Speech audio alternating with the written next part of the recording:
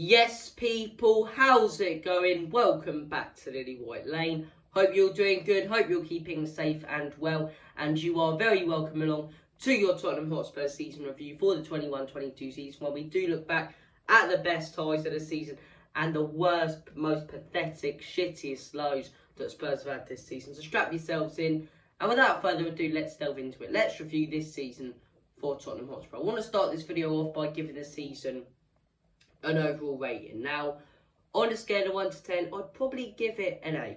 I really would. And that's based on the uncertainty we had before the season, the no real structure or identity we had before, and then ending the season with a real structure, with a real identity, with a real good playing style, and in a really good position to develop and move forward. So I'll elaborate on that. So we start off the season. Nuno Espirito Santo is the Spurs manager, Paratici director of football. Harry Kane wants to leave. There was just so much confusion, so many questions about Spurs. Is Harry Kane going to stay, our main man? Is Nuno a good enough manager at Spurs? Is Paratici going to be bringing in the sort of players that Nuno wants? You know, are the rest of the players going to be influenced by Harry Kane just, you know, sort of forcing his way out and just not turning up to training? There was so much confusion, and it felt like a crisis at the beginning of the season, but we dealt with it very well. The first 3 games, we go on and get 3 wins. But what was evident in those first 3 games, that although we went on, you know, and picked up 9 points out of a possible 9, and everyone was going lovely jubbly, you know, Bob's your uncle, brilliant, people were reluctant to actually see the stats and what was actually happening behind the scenes. And yes, we got three wins in the first 3 games of the season, but the performances in all 3 were shocking. You know, City didn't take their chances. They were really poor against us. Wolves had about 20-25 shots and didn't take their chances, and we only got the goal because of a penalty. And once again against Watford, we only got it, you know, from the set piece. So although we were winning games, and it's always been my motto to say it doesn't matter how you win as long as you pick up all 3 points, this was easily, you know, you could easily see this was going to turn around and turn for the worst once we played against competitive teams. We took on 3 competitive teams. Crystal Palace away, Selhurst Park, lose 3-0, lose 3-0 to Chelsea, lose 3-1 to Arsenal. And you look at those 3 games and it was just so confusing, if that makes sense. You know, it's sort of like first 3 games we picked up 9 points, and then once we take on a few decent teams, we don't pick up any points. But I think in those 3 games, Nuno's flaws and, you know, his ideas were really shown. There was just no real project. I couldn't really see what he was trying to do. So after a few more wins and another big loss to Manchester United 3-0, we were in crisis. Let's be honest. Midway through a season, didn't have a manager, uncertainty around Kane, now potentially Son, and our best players, you know, transfer budget, ENIC not invested, ENIC out protests, you know, protests against players and whatever. It was just a crisis for Spurs. We didn't have a clue what was going to happen. It was more of like, just get this season over and done with, get into Europe, or just if you're not going to get into Europe, don't get into the Conference League, right? Just either finish 8th or in Europa League. Champions League football is completely out of contention. 9th in the table. Enter Antonio Conte. Antonio Conte comes into a team in crisis, all over the place, sacked manager, players wanting to leave, and turns them into a team with structure, turns them into a team with a playing style, turns them into a team with identity. And although we lost a few games under Antonio Conte, every single game we either shot ourselves in the foot, as I say, or deserved to win. You look at the games we actually lost under Antonio Conte, they were only purely because of stupid mistakes. And if we didn't make those mistakes, we wouldn't have lost. That 2-0 loss to Wolves, probably should have won that with the amount of chances we had, but make 2 stupid mistakes from Lloris and Davies, and that cost us the game. Southampton, Royale, 2 stupid mistakes, cost us the game. If he doesn't make the mistakes, we win those, you know, we win those games 2-1.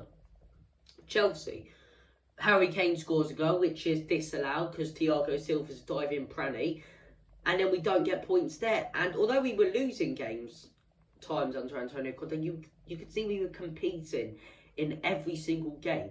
It's the way you lose games, as I say, and people don't go on about it when you're not. You know, when you've got a terrible manager and you're all over the place, people go, it's the way you lose games. When you're actually losing games under a top manager, people don't say that. They're just more pieces about ranting. We were losing games at times, but we were being really competitive, and you could see the playing style was slowly drilling in. It was slowly getting into the players' head. They were slowly adapting, and the more and more it adapts, the better we got. I think you saw that first sort of pass and move, sit back, bring the opposition onto us and counter them in that 3-2 loss to United. And although we lost that game, we had lots of chances and was a great, great performance. And you look at that, and from then on, every performance from that game was spot on. That was our turning point for me in the season, when that playing style really started to come. But look, before that, even under Conte, we had some great results. The 2-2 draw against Liverpool, the 3-2 win against Manchester City, but we go on and lose that game to Burnley, and then beat Leeds 4-0 and Everton 5-0. You know, I'm not going to go on about those because we should be beating those teams. They were shocking at the time. You know, in crises themselves, both sacking managers and whatever, and Everton were just a shambles. But that Man United game completely changed things around. That 3-2, the 3-0 changed things around for us at the beginning, but that was when the new playing style started to come in. And from there on, till the end of the season, I believe we only lost, I'm not even sure, we might have lost like one game against Brighton. I think we beat every other team until the end of the season after that Manchester United result, as I say. Because we follow it up, it's like, okay, 2-0 win against Brighton, 3-1 win against West Ham, and every single game after game, we were getting better.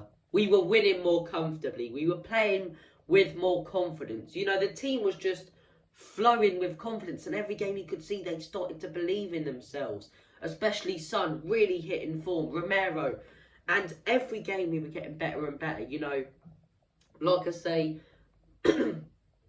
after the United game, go on and pick up a huge 3 points against Brighton, 3-1 win against West Ham, the weekend after a 5-1 win against the most on-form team in the league in Newcastle.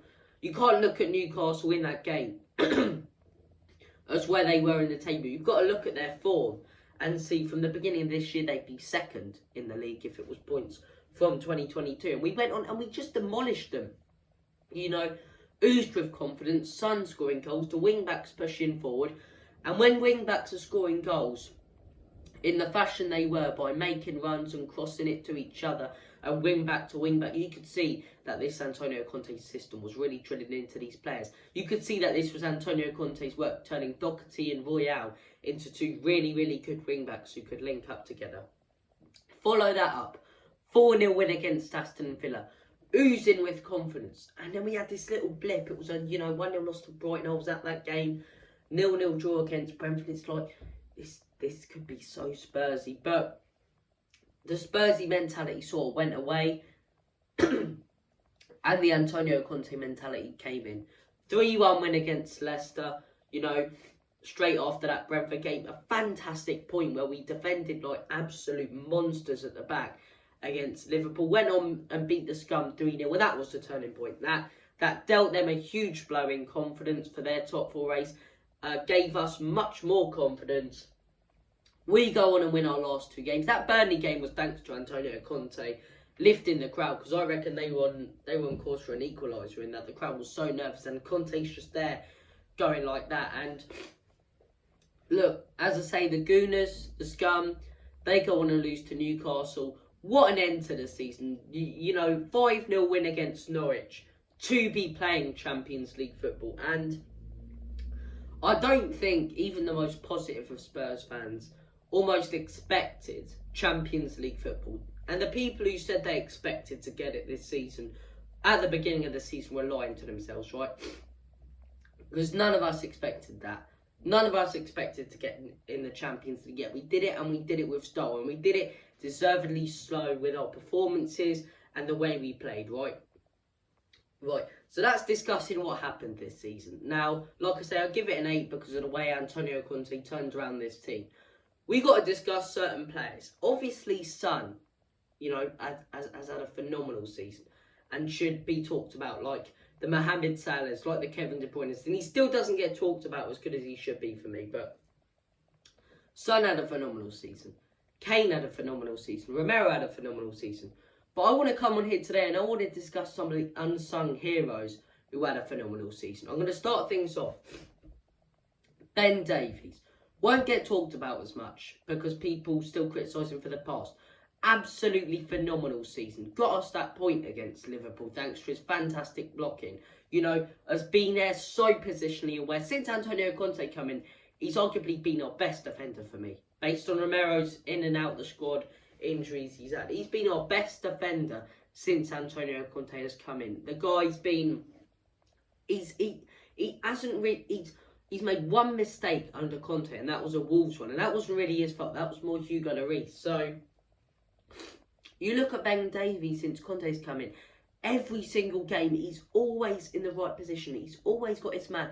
And if we concede, it's never because of him, it's because someone else hasn't been watching their man. A Royale, a Dyer potentially even Romero. But he's always with his man. He's always positionally aware. And when you've got an aggressive centre-back like Romero, who's always going to bomb forward and really push up, you need two conservative ones next to him. And that's Dyer and Davies. Dyer as well. Unsung hero again this season. Some of the long balls he's played, you know, sitting back, like I say. Dyer and Davies won't get the praise because they're not as aggressive and you don't see the highlight reels from them. But that's a good thing because no one's skinning them, no one's beating them, no one's trying to shoot the ball at them because they're just going to block it every time. So Dyer and Davies, two massively unsung heroes for Spurs this season. Kulusevski, another one. Great signing in January. Højbjerg, since Conte's coming again, doesn't get talked about as much. A phenomenal season. And look, top four was great this season because we didn't expect it. Arsenal are 3 years into a project. They should be getting Champions League football. We're, what, 7 months into a project? 7 months into a project, roughly. And we've already got in Champions League football straight away. And that's not huge for this season. It's great for this season. And people go, why are you celebrating getting 4th place for?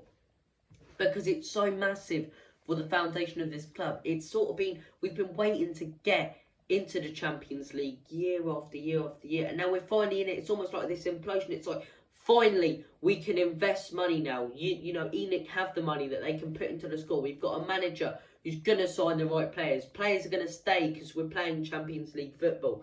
It's going to be the most comfortable summer we've had in a long time, where we're not constantly worrying about players leaving and whatever. More just being able to sit back, relax and enjoy the arrival of the likes of potentially Perisic, you know, Bastoni, Bremer, Kostic, you know, Sterling. Enjoy the arrival of these players, knowing that the likes of Harry Kane, Heung-min Son, Christian Romero will not be wanting to leave. So look, it's massive that we got in top four for the development and moving forward for this club. And like I say, I would give this season a very solid 8. A very solid season for Spurs. Some great performances. Some unsung heroes. Heung-min Son, player of the season for me for Spurs. He got it for Spurs. I don't know how he hasn't been given the actual Premier League player of the season. To get 23 goals, equal Mohamed Salah, when you're not a penalty taker in a much worse team, that's a joke. That's an absolute joke. That's a farce that Mohamed Salah's got in over him. Salah scored 23 goals in a Liverpool team that was targeting the quadruple in the Champions League final, pulled the title race down to the wire on the last day, and won a domestic double. And he scored 23 goals, and about 7 of them are penalties. Heung-min Son has scored 23 goals in a Spurs team that's been fighting it out to either finish 5th or 4th in the league, has been knocked out both the Carabao Cup and the FA Cup in the early stages, as I say, and is not even in the Champions League. Not even in Europe this season. So it's a joke that he's not, an absolute joke that he's not gotten, you know, player of the season for Spurs. But look, I digress. Thank you for watching this video. Thank you for watching my Tottenham Hotspur season review. Take care of yourselves. All the best. God bless. We'll be back on the channel with all your latest transfer news.